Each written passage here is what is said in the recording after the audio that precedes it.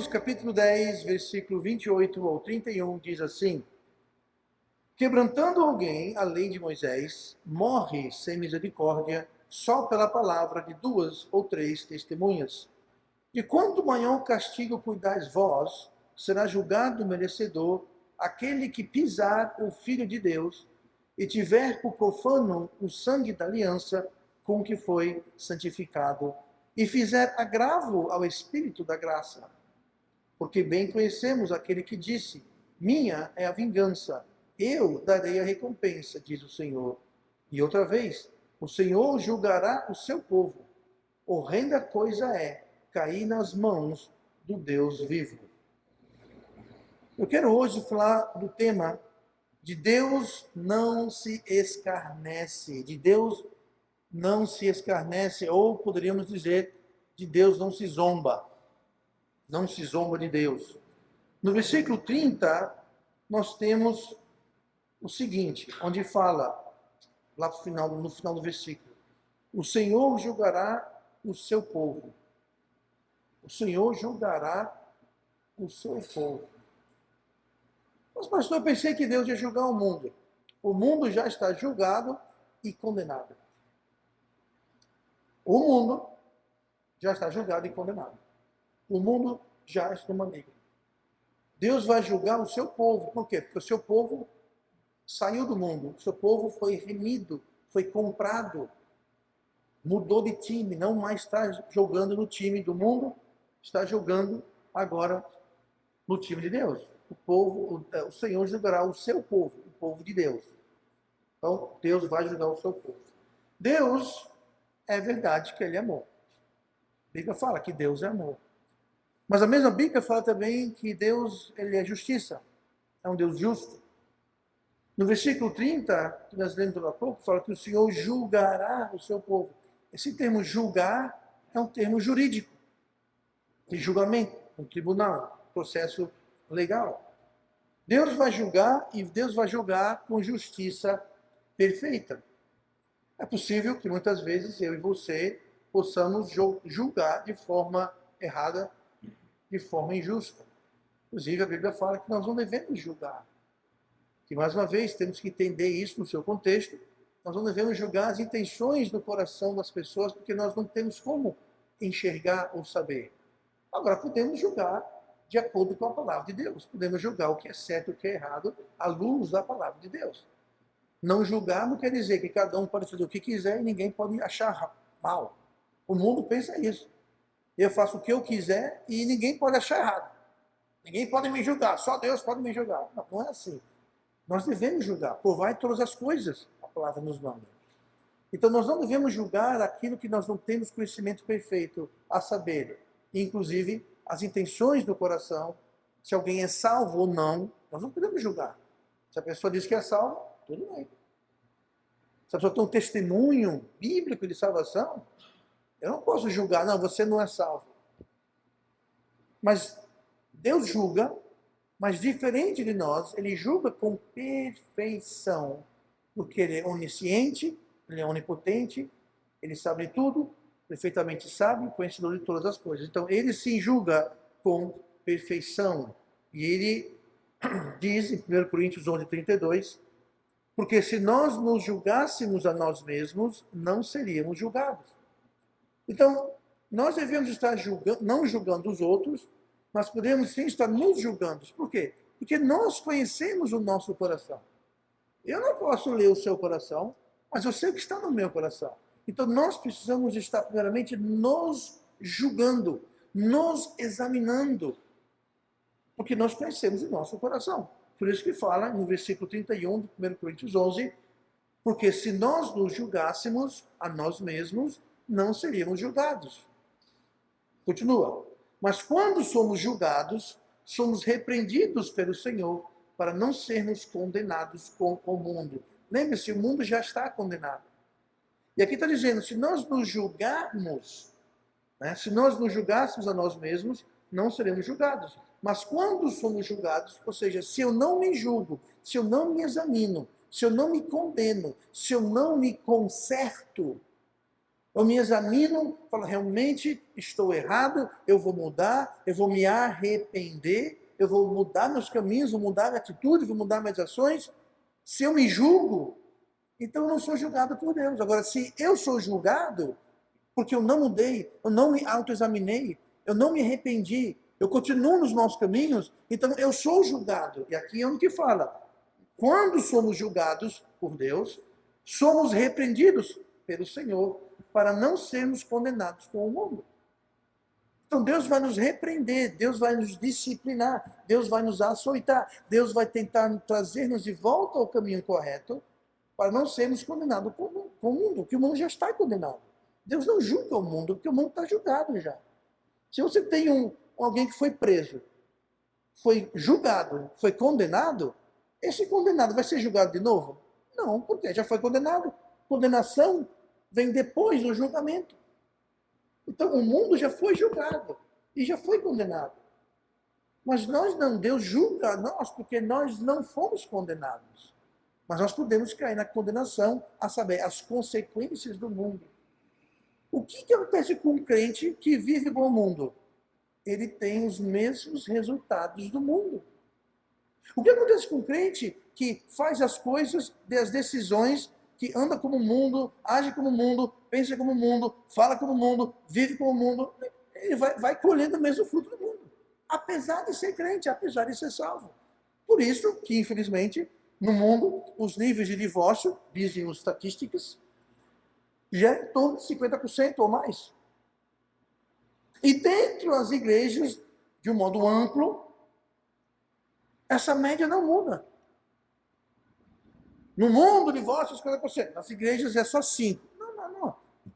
O mesmo nível de divórcio e separação, problemas matrimoniais que tem no mundo, tem na igreja. Por quê? Isso mostra que tem muito crente que está andando, pensando, decidindo, agindo igual ao mundo. E, consequentemente, não estão se julgando, estão sendo julgados e repreendidos pelo Senhor. Ou seja, estão colhendo o mesmo fruto. Por quê? Porque de Deus não se zomba, gente. Se a gente viver igual ao mundo, nós vamos colher os frutos do mundo. Em qualquer área. No casamento, criação de crianças, na nossa saúde, nas nossas finanças, nas nossas carreiras, todas as áreas. Não tem como escapar disso.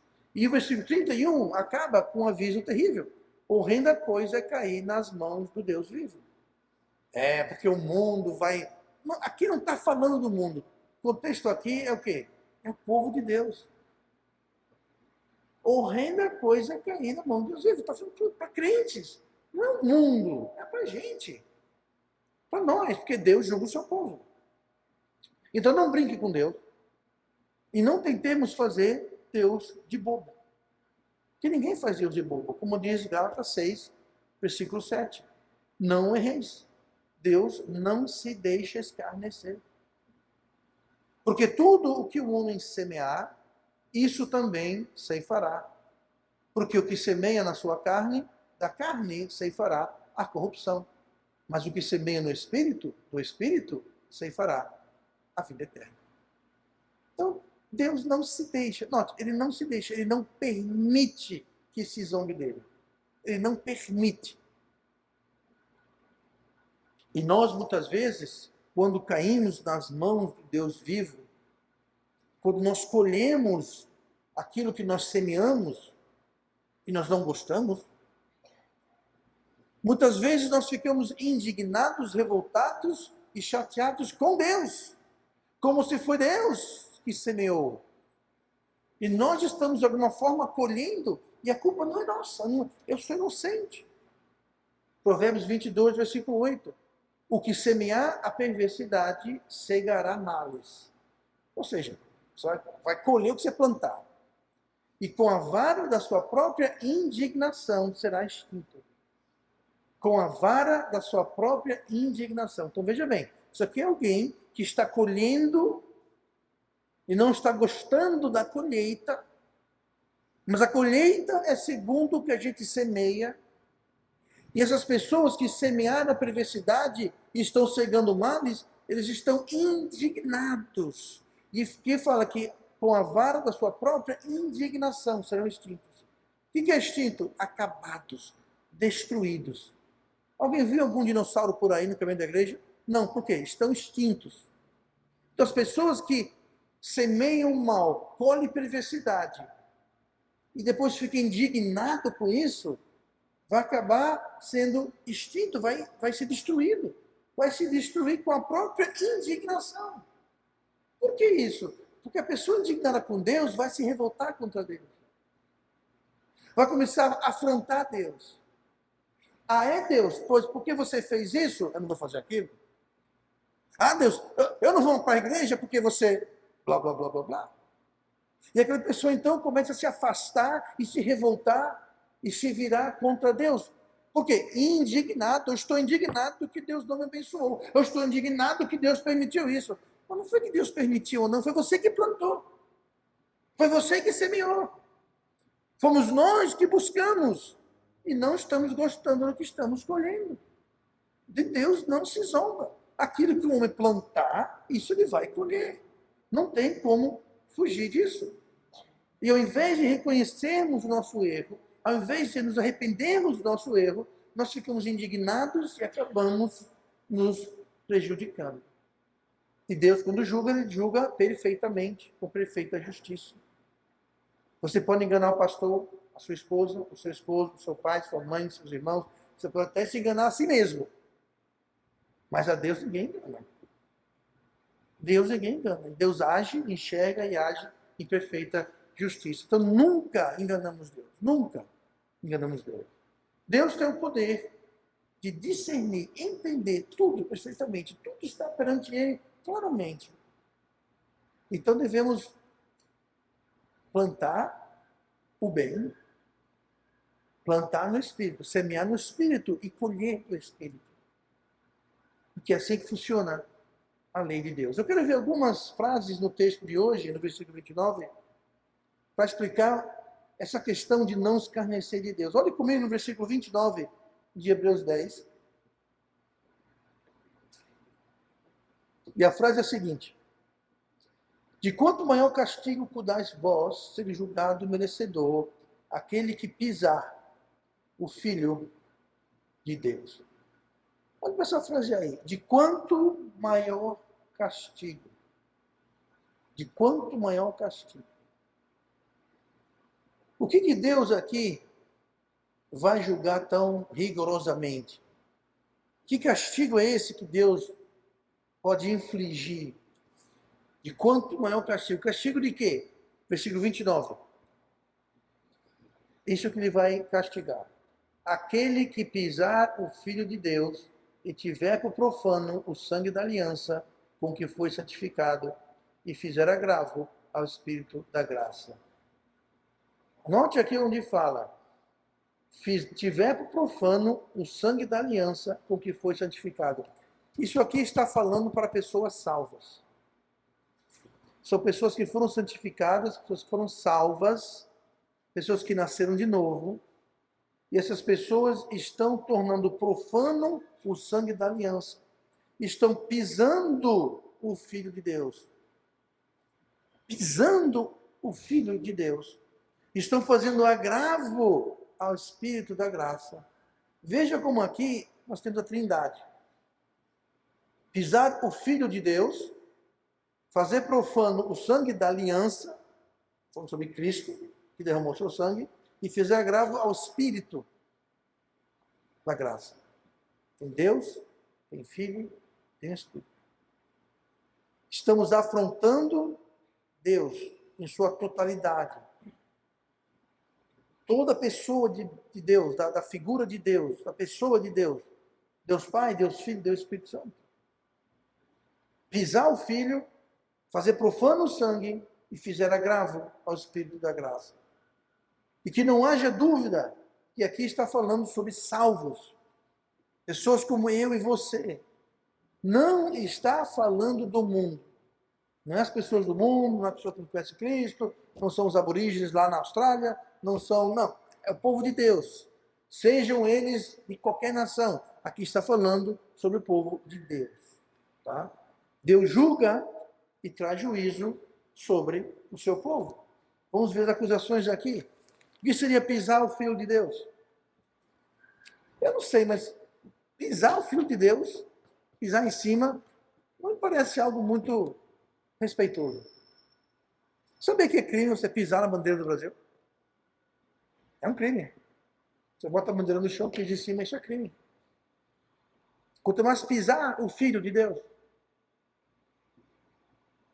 Mateus 5,13 diz assim: Vós sois o sal da terra. Se o sal for insípido, ou seja, perdeu o seu poder de salgar. Se o sal for insípido, com que há de se salgar? Para nada mais presta, senão para ser lançado fora e ser o quê? Pisado. Pisado pelos homens. Aquele sal que perdeu a sua utilidade, o seu poder de salgar, só presta para ser pisado. Quando alguém pisa no Filho, como diz o texto, pisar o Filho de Deus, o que você está fazendo, você está tendo qualquer utilidade, qualquer propósito que o Filho tenha na sua vida. Você está, literalmente, jogando ele fora da sua vida. O descartando. Jogando fora. Não incluindo no seu processo de decisão, no seu processo de vida, você está jogando ele fora. Você não o considera. Ele não faz parte de nada. Você está pisando, ignorando o Filho de Deus. Viver uma vida que não glorifica a Deus. Uma vida que traz vexame e mau testemunho. Isso é pisar o Filho de Deus. Você faz alguma coisa que vai trazer vergonha à causa de Cristo e você, francamente, não você, mas alguém está simplesmente, tô nem aí com isso. Você está dando um mau testemunho. Sabe o que é isso? É pisar o Filho de Deus. Você está afastando as pessoas de Deus. Você está sendo desonesto. Mas estou ganhando. Você não está sendo ético. Mas para mim está bom. E o testemunho? Isso é pisar o Filho de Deus. Você não dá mínima para o nome dele. Você não dá mínima para a reputação dele ou o povo dele. O contexto, no versículo 26, voltando a Hebreus 10, porque se pecarmos voluntariamente, depois de termos recebido o conhecimento da verdade, já não resta mais sacrifício pelos pecados. Se pecarmos voluntariamente. Tem novidades. O crente peca e sempre que peca é voluntariamente. Quem não é salvo não tem escolha. Quem não é salvo só tem a natureza velha. Velha não, a única, né? É velha para quem é salvo. Tem a natureza nova, é velha. Para quem não nasceu de novo, só tem a natureza carnal. Está vendido sobre o pecado. Ele peca porque é um pecador. Como nós éramos antes de sermos salvos, mas uma vez salvos, nós temos agora uma nova natureza. Existe agora o que o apóstolo Paulo chama de um novo homem, uma nova natureza, e agora nós temos uma escolha a fazer. Nós podemos escolher. Vou dar um exemplo aqui.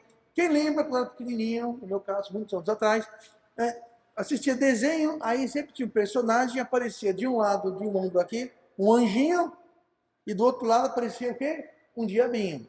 Só para exemplificar, quem não é salvo, tem um diabinho desse lado e outro diabinho desse lado. Ele vai escolher entre o ruim e o horrível. Quando nós somos salvos, aquele diabinho, assim por dizer, a velha natureza, continua lá. Só que agora nós temos a nova natureza. Então agora nós podemos dar ouvido para um ou para outro. Então é uma questão de escolha. Antes não era. Você fazia errado ou você fazia errado. Você não tinha escolha. Você pecava por natureza. Agora nós temos uma escolha. O perdido não tem essa opção.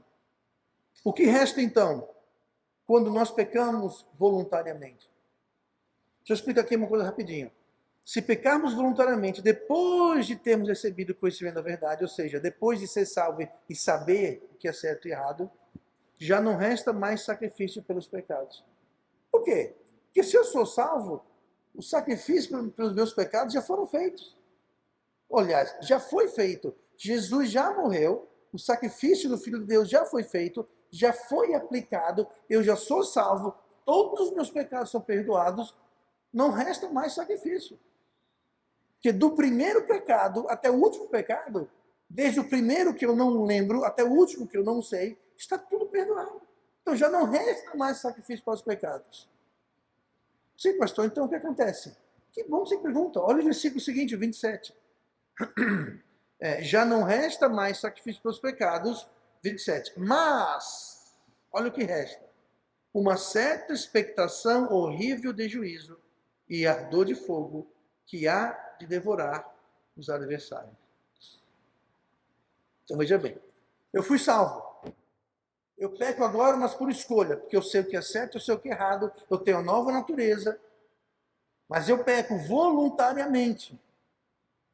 Então não tem mais sacrifício, porque o sacrifício já perdoou meus pecados. Mas o que tem é isso aqui, ó, uma certa expectação horrível de juízo. Sabe o que é isso?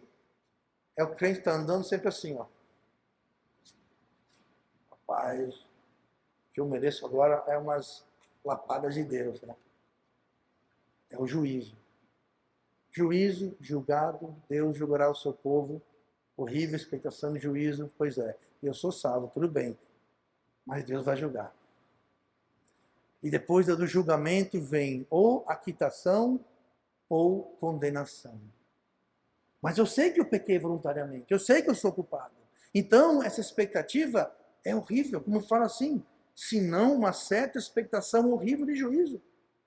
Deus vai julgar e eu sou culpado. E ardor de fogo. Sobre inferno, está falando da intensidade, da disciplina que Deus vai trazer, que há de devorar os adversários. Nós nos tornamos adversários de Deus. O que fala em Tiago? Amizade com o mundo é inimizade contra Deus. Nós nos constituímos, se fizermos amizade com o mundo, nós nos constituímos, nós nos tornamos inimigos de Deus. É disso que está falando aqui. Nós somos salvos, mas estamos andando, tendo amizade, vivendo igual ao mundo. E o que resta para isso é apenas uma expectativa horrível de juízo, porque Deus julgará o seu povo. Então, basicamente, é aquela consciência pesada, é aquela sensação de consequência pendente, culpa. Se não há essa culpa, se não há essa expectação horrível de juízo, algo está errado. Porque a Bíblia fala que não há mais sacrifício para isso. O sacrifício é para os pecados que cometimos quando nós não éramos salvos, quando não tinha nova natureza. A salvação não só nos deu nossa nova natureza, mas ela pagou e quitou todos os nossos pecados. Então agora quando eu peco voluntariamente, não tem mais sacrifício para isso, porque é voluntário. Mas não quer dizer que você não vai ser salvo, você já é salvo. O que vai haver é isso, a expectação de juízo. A expectativa iminente que Deus vai nos julgar. E nós sabemos que somos culpados, porque pecamos voluntariamente. É isso que resta. Porque Deus não se deixa zombar. Deus nos salva, Deus nos purifica, Deus nos leva para o céu, Deus zera a nossa conta, tudo de graça, pago por Cristo na cruz. Agora, se a gente voltar a viver igual ao mundo, e agir igual ao mundo, fazer igual ao mundo, então só resta o juízo, que há de vir. Vamos para Hebreus 12:16. Outra frase que nós vamos ver do nosso texto de hoje. tiver por profano o sangue da aliança. Tiver por profano. É uma coisa que Deus vai julgar. A primeira coisa é pisar o Filho de Deus. Deus vai julgar quando eu e você pisarmos o Filho de Deus. Fica isso. Desconsiderar Deus, ter mau testemunho, viver igual ao mundo. Outra coisa que Deus julga. Tiver por profano o sangue da aliança. Hebreus 12:16 fala assim. E ninguém seja devasso ou profano, como Esaú, que por uma refeição vendeu o seu direito de primogenitura. Diga uma coisa. O que é o sangue da aliança?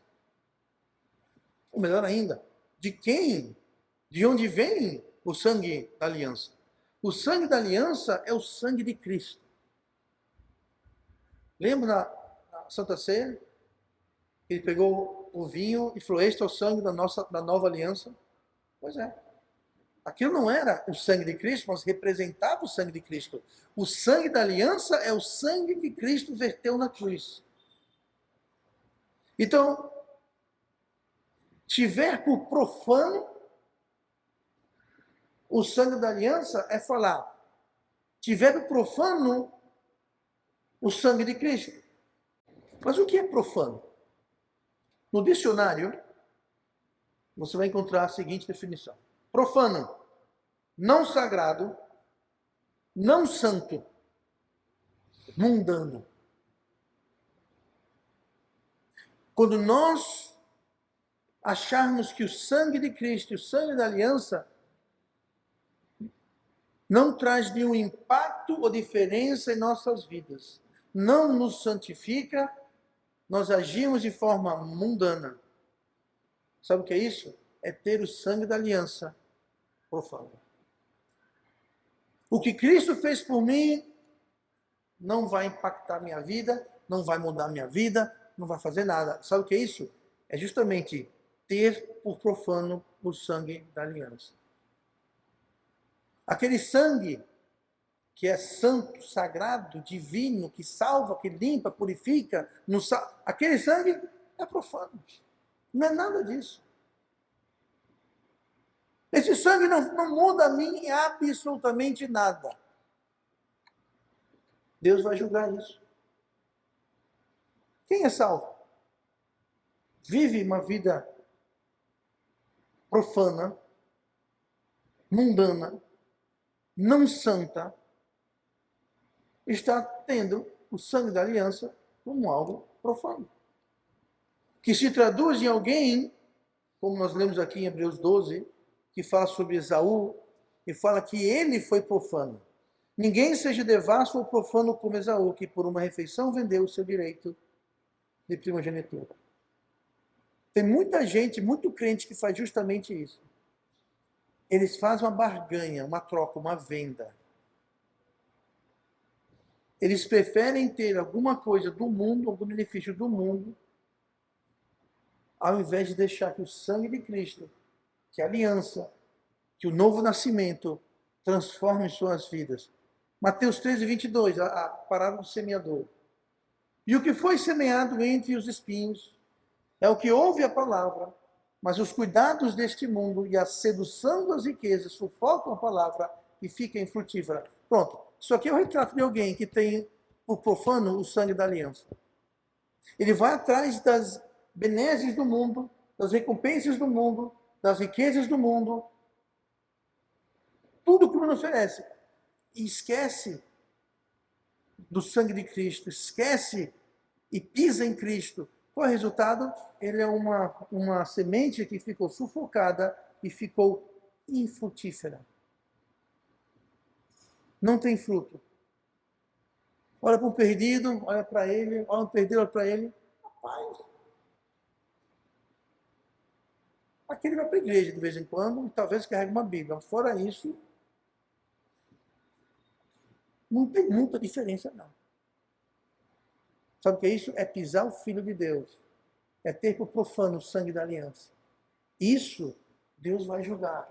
Não no mundo, no seu povo. Deus julgará o seu povo. O mundo pisa Cristo. O mundo não respeita Cristo. O mundo tem o sangue de Cristo por profano. Deus não vai julgar. Já estão condenados. Deus vai julgar o seu povo. Isso aqui está falando para o povo de Deus. Para mim, para você.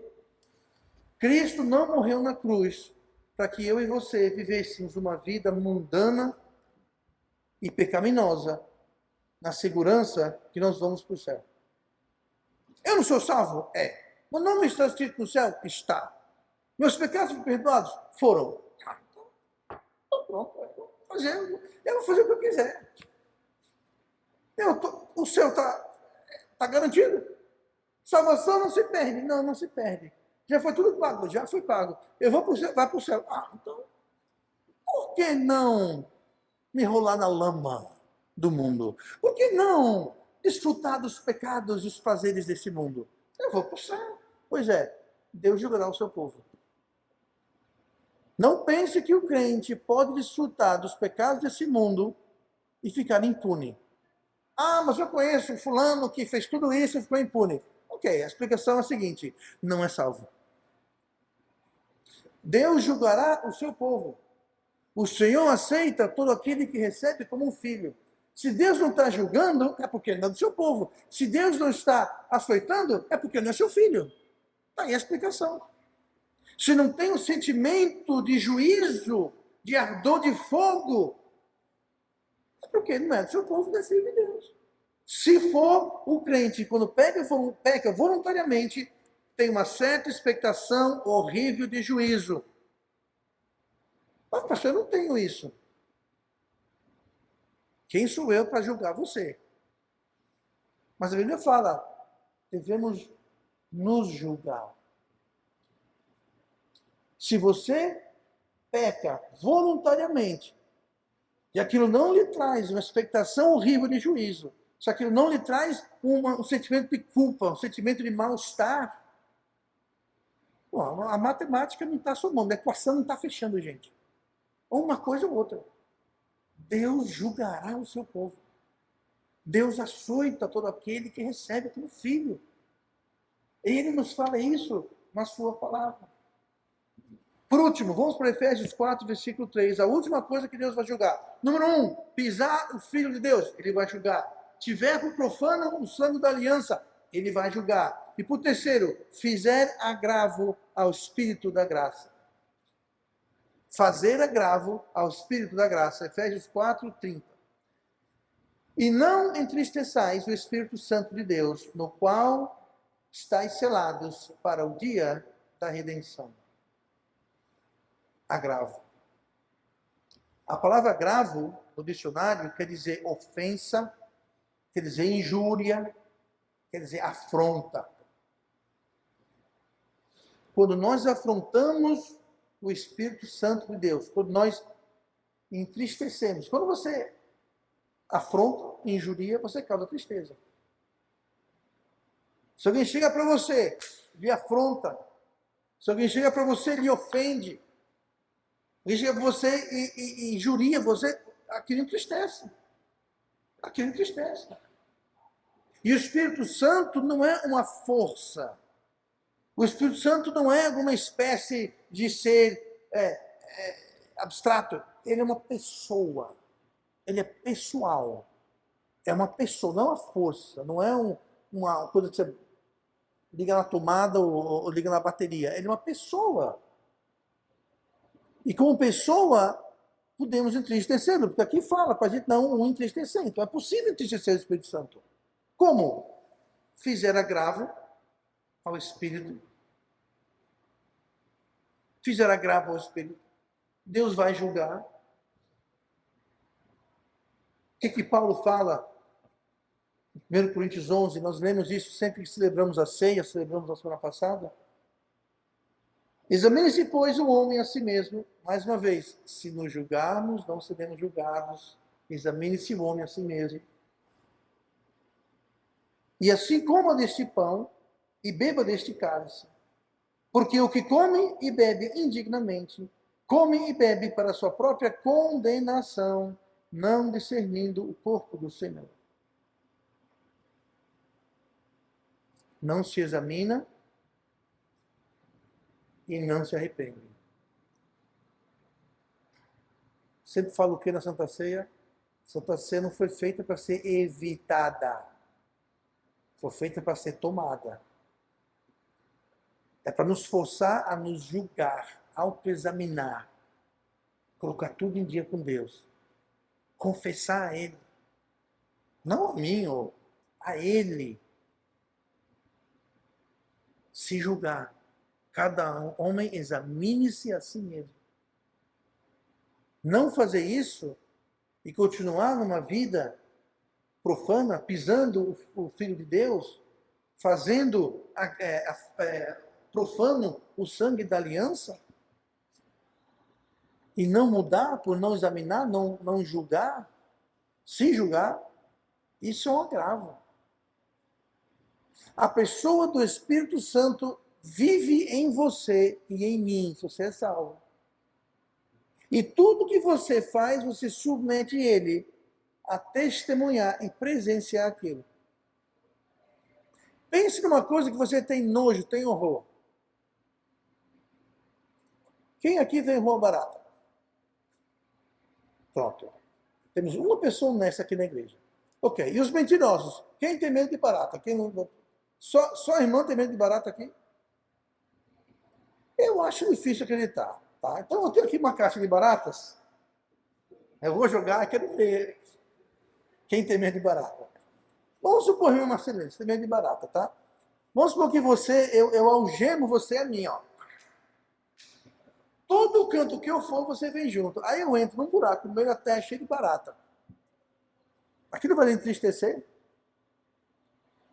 E outras palavras mais pitorescas.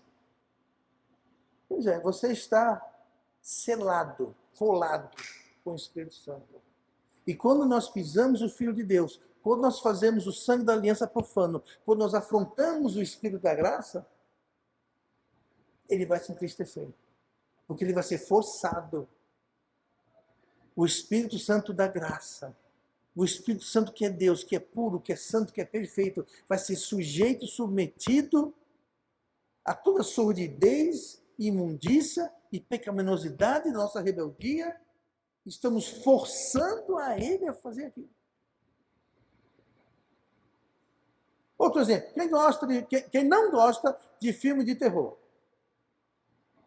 Pronto, mais uma vez a irmã, a mais honesta, a irmã Érica também não gosta. Imagine, irmã Érica, se o irmão Clássico forçar a irmã a assistir filme de terror a noite toda. Eu não quero, vá assistir, bota 2 palitos aqui assim, ó. Não é horrível isso? É o que nós fazemos com o Espírito Santo da graça. Se nós pisarmos o Filho de Deus, tomarmos como profano o sangue da aliança, é isso que nós causamos a Deus. Pois é, isso não fica de graça. Isso não fica barato. Porque Deus julgará o seu povo. E horrenda coisa é cair na mão do Deus vivo. Não fica barato. Primeiro aquela expectação de juízo. Aí depois vem o juízo. O juízo vem. E se não há expectação, se não há culpa, se não há nada, e de fato não acontece nada com você. Pastor, eu sou crente há 10 anos, pinto, bodo, roubo banco, tomo drogas, como tudo que é errado. Eu durmo tranquilinho à noite, nunca, tudo está certo na minha vida. Está uma maravilha, pastor, uma maravilha. Eu não sei nem explicar. Eu acho que eu devo ser uma exceção. Não, meu bem, estou perdido, só isso. Sabe por que não é exceção? Porque a minha Bíblia fala que Deus não faz acepção de pessoas. Então ninguém é especial perante Deus. É tudo plano. O pé da cruz é plano, é todo mundo igual. Não adianta se é rico, se é pobre, se é político, se não é político, se é rei, se não é rei, se é plebeu. Não interessa. Não interessa. É tudo igual para todo mundo, não tem exceção. Então alguém que se diz crente e vive uma vida longe de Deus, pisando o nome do seu filho, tornando profano o sangue da aliança, fazendo agravo ao Espírito Santo da graça e está tudo tranquilex, mais uma vez, a equação não está fechando. Alguma coisa está errada. E não é coisa boa. Ou está vindo aí, ó, um juízo brabo, ou você não é salvo, vai morrer e vai para o inferno. Que é pior ainda. Porque de Deus Ninguém zomba. Ninguém zomba. Deus não poupou o seu povo. Foram para exílio. Hoje estão separados dos planos de Deus. Hoje Israel não faz parte dos planos de Deus. Desde que Estevão foi apedrejado lá em Atos, o povo de Israel não faz parte do plano de Deus. Vai fazer. Hoje quem faz parte dos planos de Deus são as igrejas. Mas quando houver o arrebatamento, as igrejas vão ser tiradas deste mundo. Aí Deus vai voltar a usar o povo de Israel. Aí que vem Apocalipse, os 144 mil testemunhas. Que vão ser homens, judeus, virgens, que vão sair evangelizar o mundo. Deus vai voltar a usar o povo de Israel. Mas hoje foram botados de escanteio. Se Deus não poupou o seu povo, e nós que somos povo por adoção? Somos povos porque fomos enxertados. Glória a Deus por isso. Mas se Deus não poupou o seu próprio povo, da promessa a Abraão, o povo judeu, não pense que de alguma forma ele vai nos poupar, não. Porque ele não vai nos poupar. Tudo que o homem semear, semear, isso ceifará. Vai colher o que plantou. Simples e básico. Então vamos ter cuidado para que Deus não nos julgue. Vamos então nos julgar a nós mesmos, para não sermos julgados por Deus. Para que possamos ter uma vida abençoada e útil ao nosso Salvador.